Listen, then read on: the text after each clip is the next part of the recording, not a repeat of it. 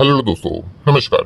इस हम किसी चैनल में मैं आप सभी लोगों का दिल से बहुत बहुत स्वागत करता हूँ। सो दोस्तों, संडे का पहला वीडियो है एंड आप सभी लोगों को पता ही है कि कल से वापस मार्केट स्टार्ट होने जा रहा है। तो आने वाला हफ्ता, आने वाला वीक कैसे रहेगा बाजार के लिए, और इन शॉर्ट हम कह सकते हैं आने वाले नेक्स्ट 5 दिन बाजार के लिए कैसे रहेंगे, कौन से इंपॉर्टेंट ट्रिगर पॉइंट है जिस चीज के चलते बाजार में तेजी आ सकती है, या फिर ऐसे कौन से ट्रिगर पॉइंट है जिस चीज के चलते बाजार में दबाव क्रिएट करने की कोशिश की जा सकती है।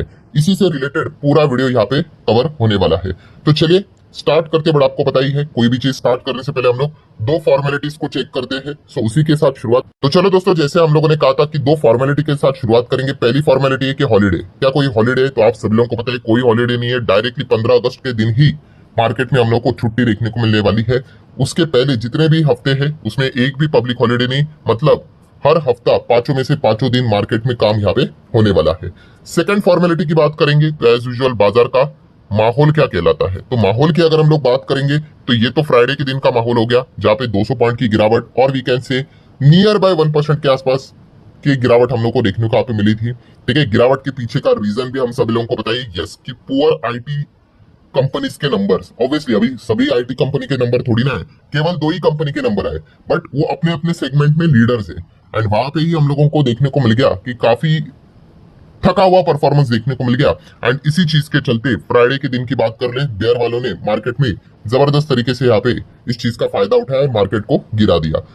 प्लस अगर हम लोग बात करें पूरे हफ्ते की, पूरे हफ्ते मतलब 5 दिन की अगर हम लोग बात करें तो आप देख सकते हैं, देखिए पूरे लास्ट हफ्ते की बात कर ले तो बियर वालों के लिए मार्केट सक्सेसफुल रहा 1.25% के आसपास, और वीकेंड से 300 पॉइंट के आसपास उनको सफलता मिल गई मार्केट को तोड़ने के लिए। वैसे देखा गया तो 5 में से 3 दिन तो मार्केट अच्छा ही कर रहा था, बट 2 दिन ऐसे थे जहां पे हम कह सकते हैं बियर वालों ने क्या कर दिया, पूरी जो बाजी है अपने साइड पे यहाँ पे पलटा दी। एंड आप देख सकते हैं दोस्तों, जो मार्केट हम लोग को 25,500 के ऊपर देखने को यहाँ पे मिलता था, वो अभी 25,000 के करीब धीमे धीमे करके आते हुए देखने को यहाँ पे मिल रहा है। सो माहौल की बात कर ले तो यस, बियर वाले हम यहाँ पे कह सकते हैं दोस्तों, मार्केट में थोड़ा बहुत प्रेशर क्रिएट करने की कोशिश यहाँ पे कर रहे हैं। देन दोस्तों बात करेंगे फ्राइडे की रात। हमारा मार्केट तो 3:30 बजे क्लोज होता है। अमेरिका में क्या हो गया, तो अमेरिका में आप देख सकते हो थोड़ा सा 0.5% से ज्यादा की गिरावट देखने को मिले, और गिरावट के पीछे का रीजन भी आप सभी लोगों को पता ही है क्या है। यस, ट्रम्प के टैरिफ। ट्रम्प अलग अलग देशों के ऊपर टैरिफ लगाते जा रहे हैं, और फ्राइडे की रात की बात करें तो आपको पता ही है उन्होंने क्या कर दिया, 35% का टैरिफ लगा दिया। किसके ऊपर? कनाडा के ऊपर। तो जैसी ये खबर आ गई, अमेरिकन मार्केट गिर गया, क्योंकि टैरिफ मतलब कि अमेरिका में महंगाई बढ़ेगी, उन्हीं के लिए वो सामान महंगा होते हुए देखने को मिलेगा। हालांकि ये बात को भूलना मत कि अभी भी टैरिफ ऑफिशियली लगे नहीं, वो लगेंगे 1 अगस्त 2025 को। अभी ये नहीं पता है कि भाई ट्रम्प 1 अगस्त 2025 की डेट को और आगे पोस्टपोन करेंगे या नहीं। अभी तक तो हम लोगों ने बहुत सारा पोस्टपोनमेंट तो देख लिया है। सो उनका जो बिहेवियर है उस हिसाब से तो लगता है कि इसको भी वो शायद से आगे ढकेल सकते हैं। सो ये चीजें देखने को मिल गई। देन सैटरडे संडे छुट्टी की बात कर ले तो उसमें भी हम लोगों को कौन सी चीज देखने को मिली, यस्टरडे ही हम सभी लोगों ने देख लिया 30% का टैरिफ लगा दिया उन्होंने मैक्सिको के ऊपर, यूरोपियन यूनियन के ऊपर। ठीक है, Mexico and European union same like Canada America के साथ बड़े बिजनेस करते हैं। सो इस चीज का भी प्रभाव अमेरिकन मार्केट के ऊपर, डाउ फ्यूचर्स के ऊपर कैसे पड़ेगा, ये कल के दिन देखने वाली बात जरूर रहेगी। एंड डाउ फ्यूचर अगर प्रेशर में आता है तो हमारे मार्केट में भी वो प्रेशर क्रिएट करवाने का दमखम रखता है। तो कल के दिन के हिसाब से एक इंपॉर्टेंट पॉइंट देखने को मिलने वाला है।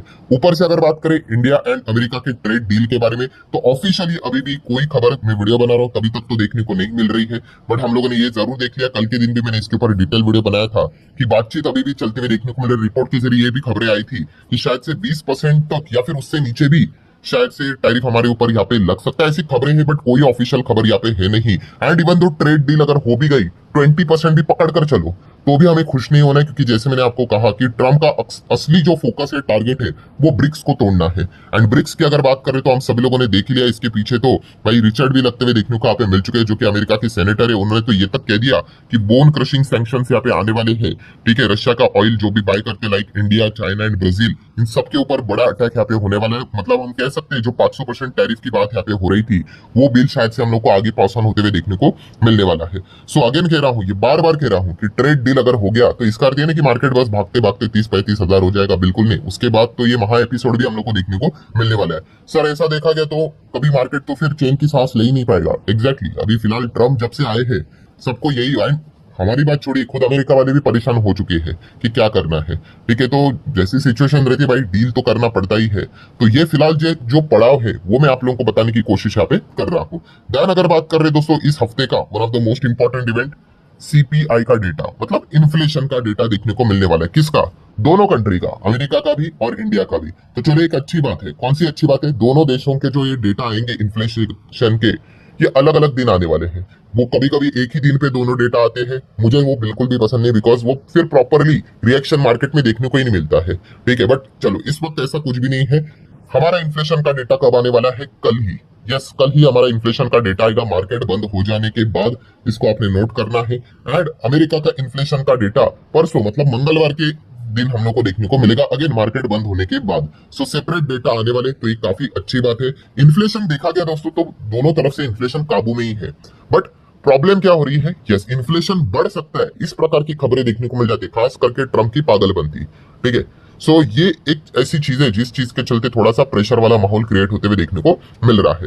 देन अगर हम लोग बात करेंगे हमारे एक और पड़ोसी, आप सभी लोगों को पता ही है, चाइना। तो चाइना का जीडीपी का डेटा आने वाला है। हालांकि चाइना का जीडीपी का डेटा क्या ट्रस्ट वर्दी होता है कि नहीं होता है भाई, ये तो मतलब हम दुनिया के ऊपर ही छोड़ेंगे। मतलब $20 ट्रिलियन की इकोनॉमी जो 5-5.5% से ग्रो करती है।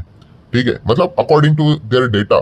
ठीक है, एंड फिर भी उनकी मार्केट अगर आप देखोगे इतना फ्लैटिश परफॉर्मेंस दिखाती है, मतलब डेटा मतलब मैच ही नहीं कर रहे हैं। ठीक है, आप समझ रहे हो यहाँ पे कि ये क्या है? मतलब 5%, 20 ट्रिलियन एंड 5%, मतलब आप अंदाजा लगा लो कि सालाना वो 1-1 ट्रिलियन के आसपास यहाँ पे इकोनॉमी को ऐड कर रहे हो, और उसके बावजूद मार्केट ऐसे ऐसे ही चलती है उनकी। सो हकीकत में कुछ लोग बोलते हैं इनकी जीडीपी 2% भी नहीं है। ठीक है, अभी वो सच क्या है किसी को पता नहीं। चाइना में सबसे बड़ा प्रॉब्लम यही होता है। ठीक है, उनके काफी सारे डेटा मतलब सस्पिशियस होते हैं, खराब चीजें वो छुपाते हैं। ठीक है, तो इसलिए चलो, जो भी डेटा आएगा स्टडी कर लेंगे। आई गेस कल के ही दिन हम लोग को चाइना का जीडीपी का डेटा देखने को मिलने वाला है। नेक्स्ट बात करेंगे, Q1 के रिजल्ट्स का सीजन यहाँ पे जारी है, जो कि एक इन्वेस्टर के लिए सबसे इंपॉर्टेंट कीमती दिन यहाँ पे होता है हर क्वार्टर के नंबर। तो Q1 के रिजल्ट के चलते हम सभी लोगों ने देख लिया आईटी कंपनी की शुरुआत कैसी हुई है। ठीक है, बड़े बड़े रिटेल कंपनी डीमार्ट के भी नंबर हम लोगों ने देख लिए हैं। ठीक है, इरेडा के भी नंबर देख लिए, और जितने भी नंबर देख लिए हैं, इतना कुछ खास परफॉर्मेंस अभी तक तो नजर यहाँ पे नहीं आया है। एंड ये जो हफ्ता है दोस्तों, ये सबसे बड़ा, वन ऑफ द मोस्ट कीमतीएस्ट हफ्ता होने वाला है, बिकॉज आप सभी लोगों को बताइए HDFC bank, ICIC bank and Reliance industry के नंबर हम लोग को इसी हफ्ते को में देखने को मिलने वाले। No doubt HDFC and ICIC bank के नंबर शनिवार के दिन देखने को आपको मिल जाएंगे, बट कोई बात नहीं भाई, जो भी आउटकम आएगा वो तो मंडे के दिन नेक्स्ट मार्केट तो खुलेगा ही ना।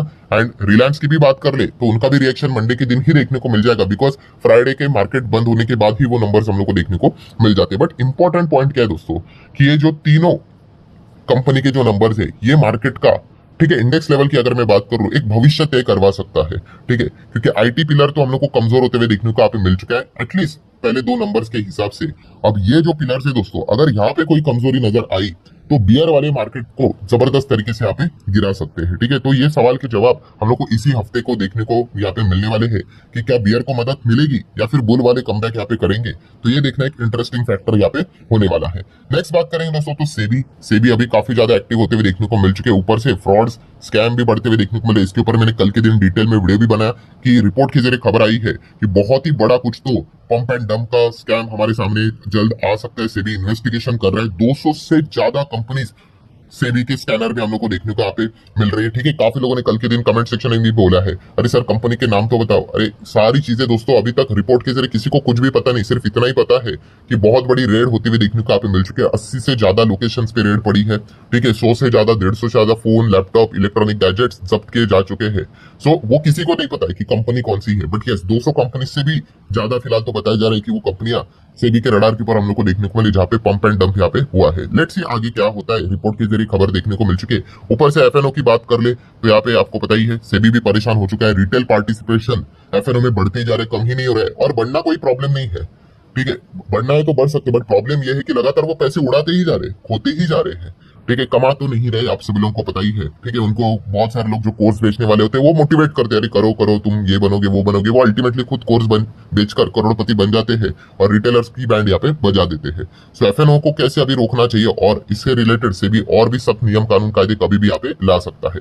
एफआईएसडीएस एक्टिविटीज की बात करेंगे दोस्तों, तो मिक्स ही रिएक्शन देखने को मिल रहा है। कभी यहाँ पे बिकवाली है, कभी बाइंग, बिकवाली, बाइंग, बाइंग एंड बिकवाली, काफी मिक्स रिएक्शन है। कंपैरेटिवली डीएस एक दो बार बेचते हैं, बाकी टाइम तो उनके ओर से बाइंग ही देखने को मिल रही है। नेक्स्ट बात करेंगे डॉलर रुपी रिश्ते की, तो आप देख सकते हैं 86 के करीब अभी डॉलर वापस जाते हुए देखने को मिल रहा है, मतलब स्ट्रांग हो रहा है, इंडियन रुपी डेप्रिसिएट हो रहा है अगेंस्ट द यूएस डॉलर।